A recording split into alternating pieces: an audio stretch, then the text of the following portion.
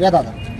हां, आज जे आम्ही एकता ऑटो रिक्षा चालक संघटनेतर्फे कलेक्टर साहेबांनी निवेदन दिलेलं आहे, त्याच्यामध्ये आमच्या प्रामुख्याने मागण्या जे आहेत, जे आता ओला दुष्काळ थोडक्यात जाहीर होण्याच्या मार्गावर, शेतकरी संकटात आहे, शेतकऱ्यांना आर्थिक मदतीचा ओघ चालू आहे, तसं आमच्या रिक्षा चालकांना सुद्धा ज्यावेळी शिंदेसाहेब सरकार होतं शिंदेसाहेबांचं, त्यावेळेस त्यांनी आनंद दिघे म्हणून एक महामंडळ स्थापन केलं होतं। त्याच्यामध्ये त्यांची मागणी होती की म्हणणं होतं की सर्व रिक्षा चालकांना त्याच्यामध्ये काही ना काही फायदा होईल।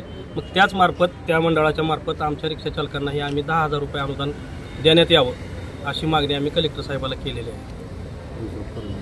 आणि जे आता परमिट चालू आहेत, आता परमिट जवळजवळ 2018ला परमिट चालू झाले, ते आणखीन पण परमिट चालूच आहे, 2014 पासून चालू, आणखीन चालूच आहे। त्याच्यामुळे ऑटो रिक्षाची एवढी वाढलेली आहेत की अक्षरशः आम्हाला धंदे 400-500 रुपयाच्या वर धंदा होईना झाला आहे। त्याच्यामध्ये आमचं कुटुंब कसं चालवायचं, किंवा आमच्या कुटुंबाचे आर्थिक, मुलांचे शिक्षण असते, कोणतरी आजारी असतं घरात माणूस, त्यांच्या समस्याने आम्ही सध्या सगळे रिक्षा चालक बेजार आहेत।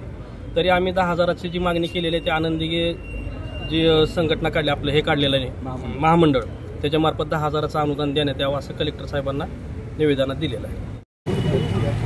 आज आम्ही कलेक्टर ऑफिसला निवेदन असं दिलेलं आहे की दिघे साहेबांनी जे महामंडळ काढलेलं आहे त्यात 50 कोटी मजूर झालेले आहेत, पण आजपर्यंत कुणाला 50 रुपये बी ह्यातलं काय फायदा कुणाला भेटलेला नाही। तर आज शेतकऱ्यावर डोंगर ढासळलेला आहे, त्याच्यामुळं आमच्यावर पण डोंगर ढासळलेलं आहे, त्याची लाट आमच्यापर्यंत पोहोचलेली आहे।